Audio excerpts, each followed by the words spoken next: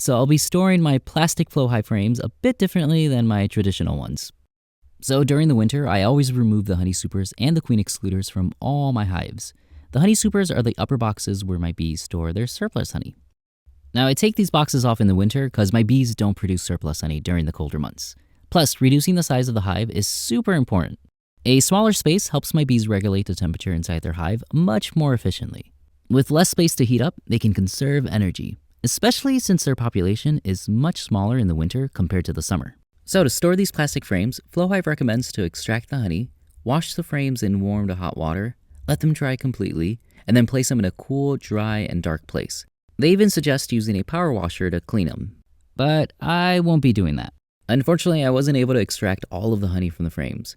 I was hoping Flow Hive's harvesting method would extract all of the honey, but there was still some left over.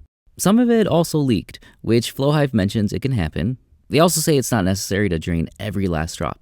But the problem is that any leftover honey can attract critters. Or since the cells are open, absorb moisture from the air.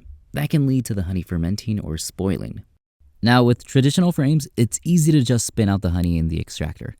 But with these plastic flow frames, I would have to wash them. And honestly, I don't want to do all that because it would strip off the layer of wax that I applied, which is something that my bees needed to actually accept these plastic frames to begin with.